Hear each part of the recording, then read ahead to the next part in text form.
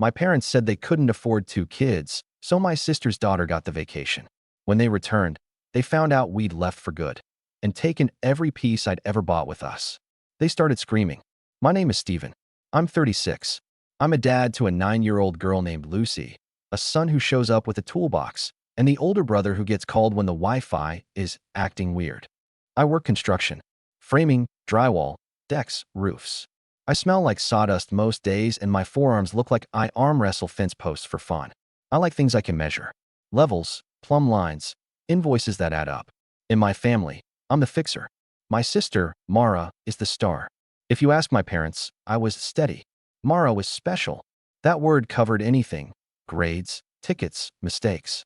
She's special was a wave that pushed every bill toward me. Lucy is quiet until she isn't. She collects shiny rocks, names them, and lines them up on her windowsill like they're her crew. She has a laugh that pops like bubble wrap. She also knows when a room changes. She can feel it faster than I can. She felt it the second my parents told us about the trip.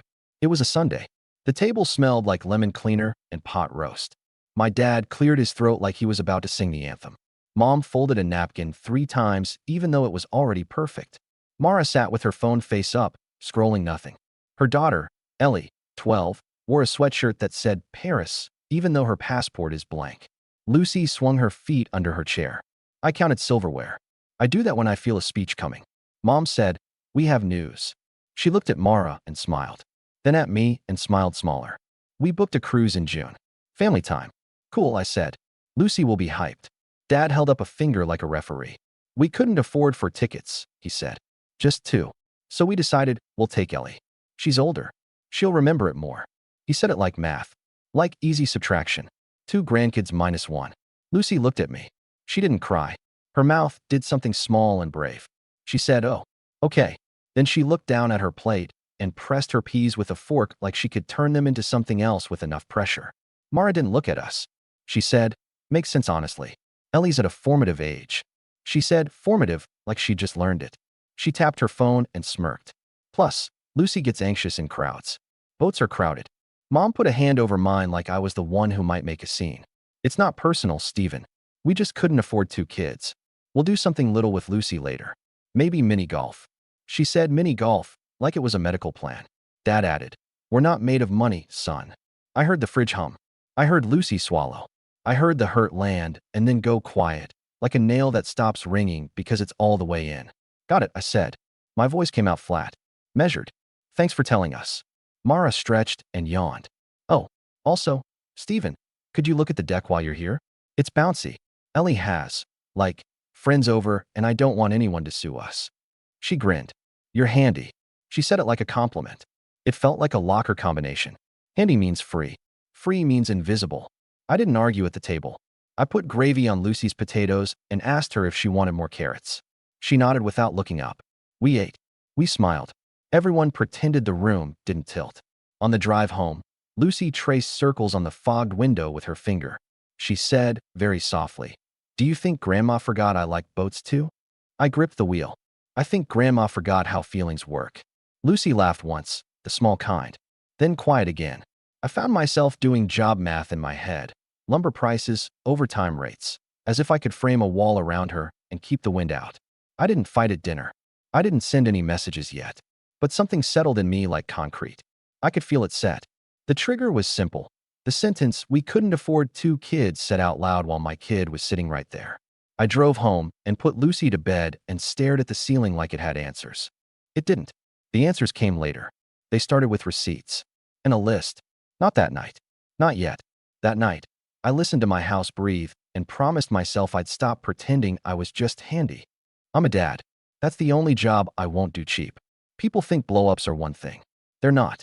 They're a pile. Mine started when I was 17 and learned you can carry debt you never made. When we were kids, Mara got the cheer uniform that didn't count because there was a booster fund. I got a lecture about the cost of cleats.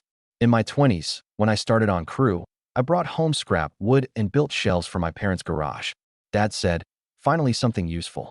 When I fixed their leaky shower, Mom hugged me and said, "You're a lifesaver."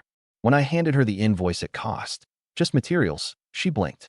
"Oh, I thought this was your gift." That's how it went. I framed their basement at a family rate. I replaced their water heater on a Sunday because the installer was a scammer. I bought them a new TV when their old one turned everything purple. You know the deals, Dad said. I paid. They thanked me. Then they asked if I could mount it too, since you're already here. I was always already there. It wasn't just labor. It was money. It always dripped like a faucet you can't quite shut. Stephen, can you add us to your Costco card? It's easier. Stephen, can you put the deck materials on your contractor account?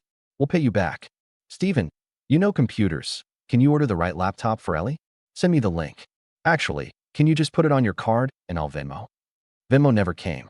Or it came once, for $50, with a heart emoji and "you're the best." Meanwhile, I had receipts. I didn't keep score because I'm petty.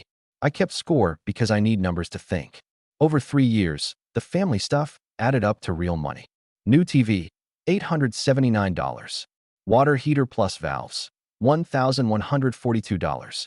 Emergency electrician on a holiday because Dad tripped a breaker with a space heater and a saw. $285 call-out, plus $160 parts. Deck materials on your account for the discount, $2,060.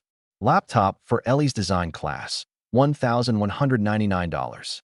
Costco runs, will split later, $1,940. Miscellaneous, $37 here, $82 there, $110 for a rental truck because Dad wanted the big grill the day before the sale ended. I can afford my life. I budget. I save. I buy boots before the holes get dangerous. But there's a difference between helping and being a line item.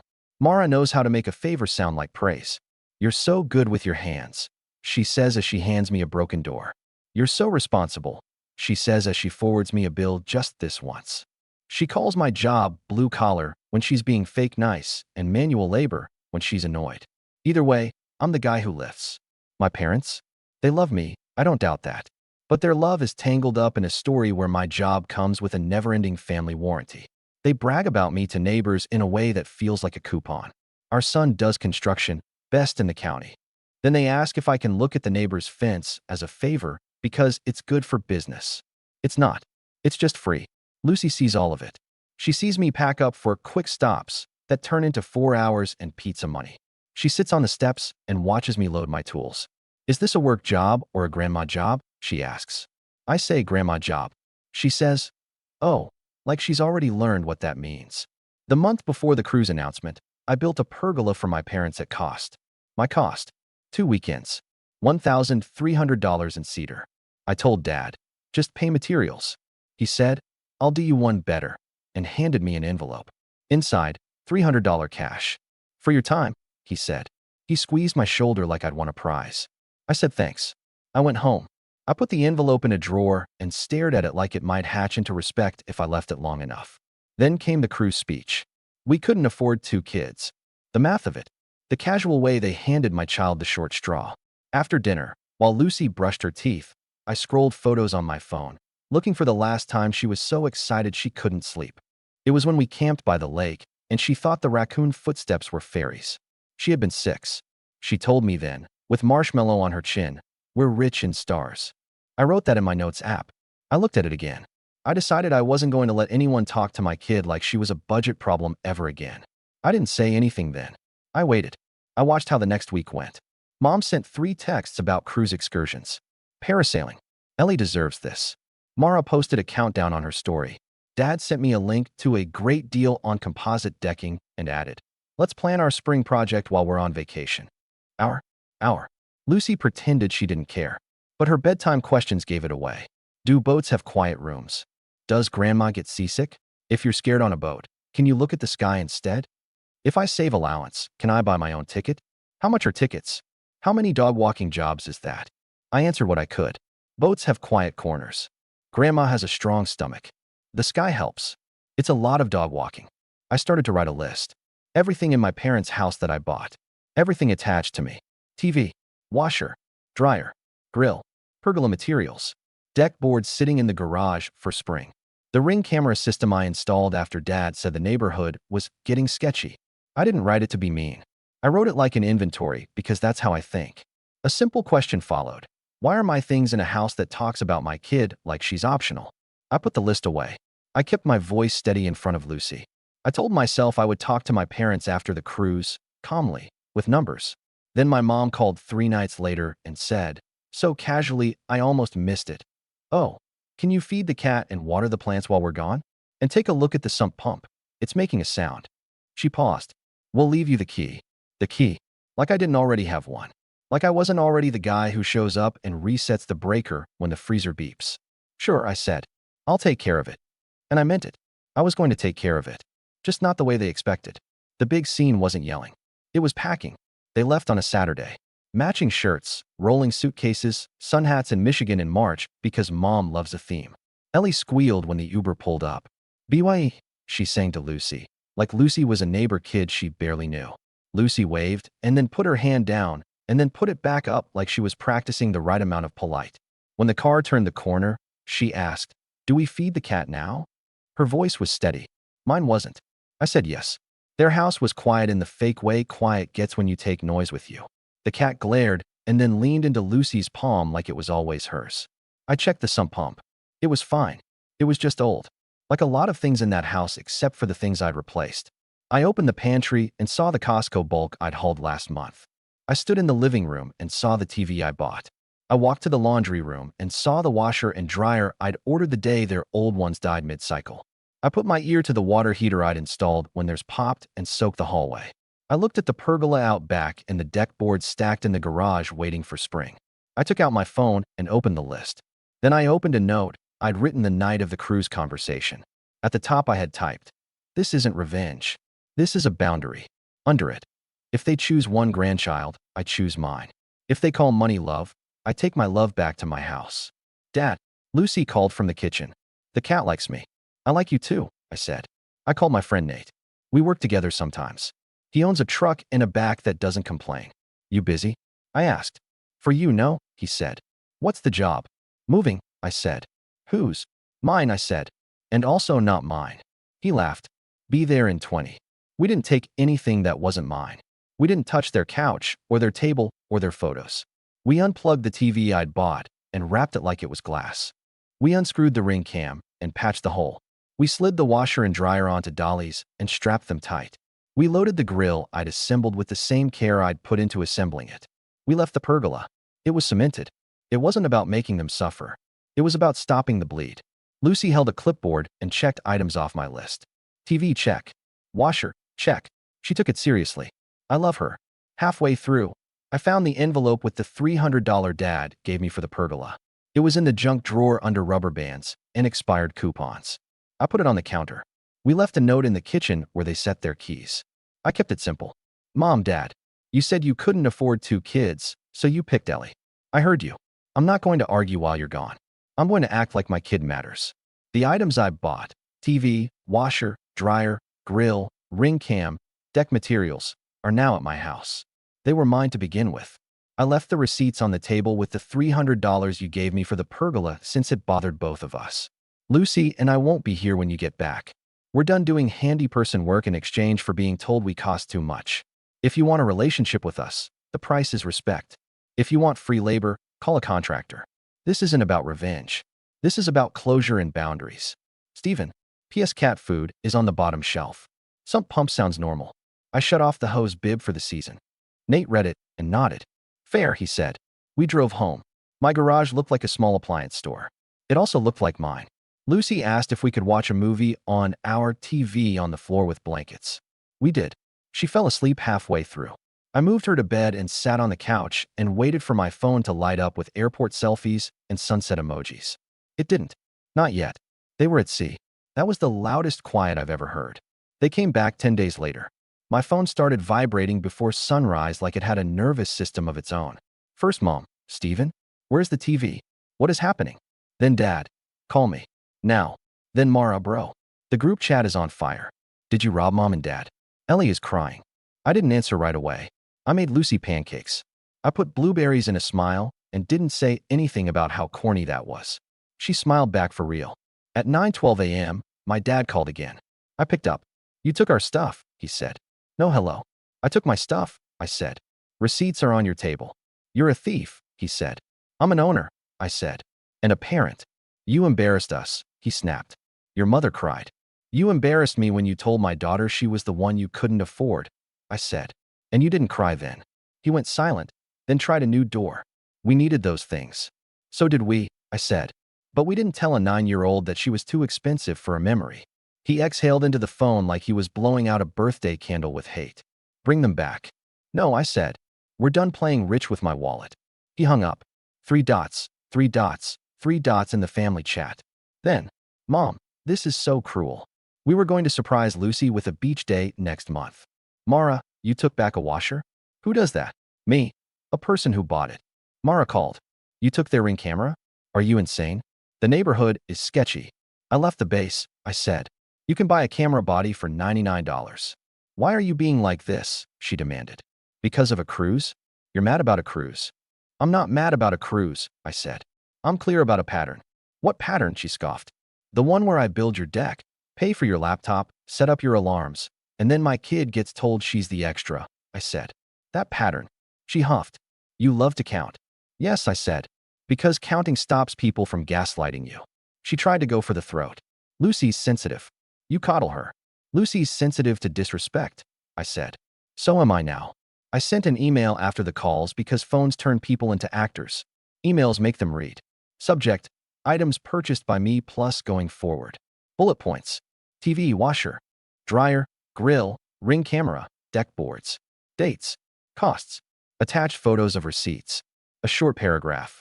Over the last 36 months, I have spent $7,705 on items in your home.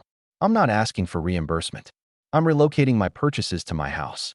Going forward, I'm not available for unpaid labor or loans. If you need a contractor, I can recommend 3. Mom replied with a photo of the empty TV wall and the caption, "This looks awful." I typed and deleted 4 replies. I ended with, "It does." That's how it felt to hear you say my kid didn't fit. Then my phone lit up with a new notification.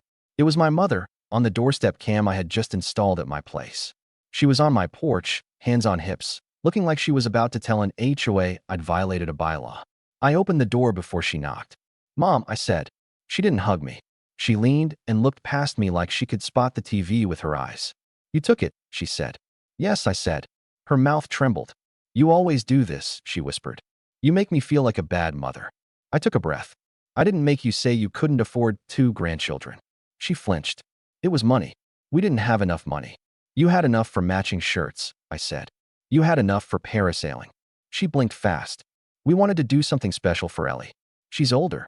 "Then say that without pretending it's math," I said. "Say you picked Ellie. Don't hide it behind affordability while you stand in front of the TV I paid for." Her face went soft for a second, like she heard me. Then it hardened again. "Your dad is furious," she said. "He says you can forget about the house. He won't leave you anything." "Okay," I said. "Leave it to the person you can afford." She gasped like I'd slapped her. "Don't be cruel."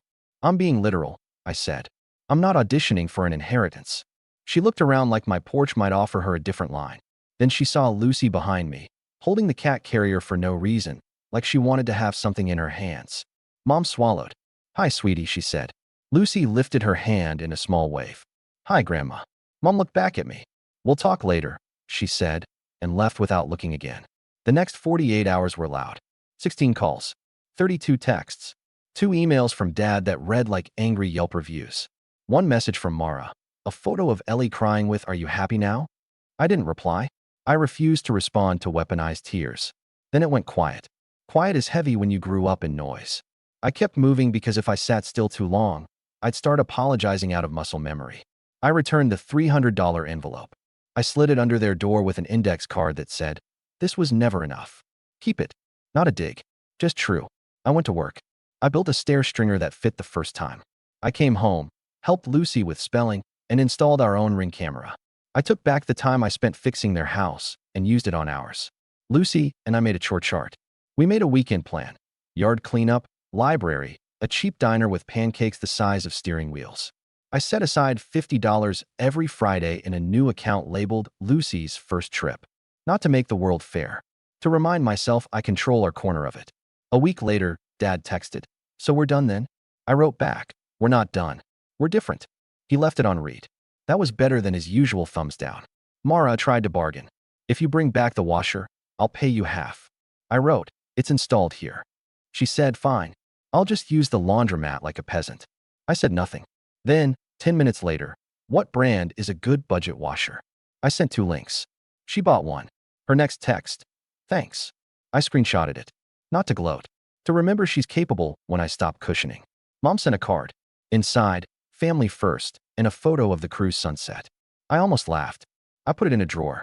The loudest reaction came 2 weeks later, at church of all places. A woman I vaguely know cornered me by the coffee.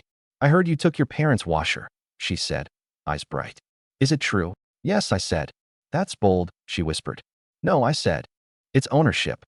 She blinked and walked away like I'd said a swear. The practical part of aftermath was easy.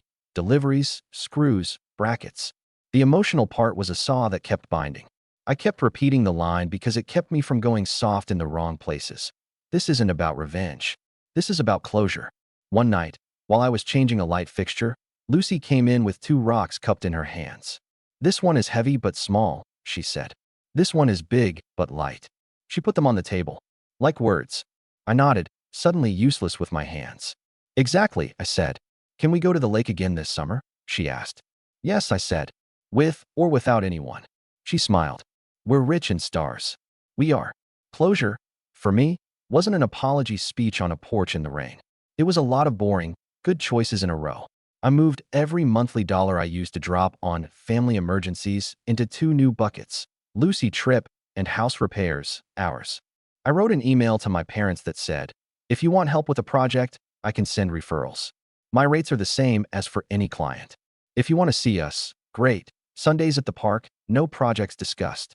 I printed a copy and taped it inside my kitchen cabinet next to the thermostat schedule and Lucy's art. Mom started texting photos of recipes and the dog in hats. She stopped sending invoices disguised as favors. Dad slowed down to 1 grumble a week. You think you're better than us, he said once on the phone. No, I said. I think we're separate now. He didn't know what to do with that sentence. That's okay. It wasn't for him. Mara tried a new tone after her laundromat week. I'm getting quotes on the deck, she texted. Do you have tips so I don't get ripped off? I sent 3 questions to ask and told her to get it in writing.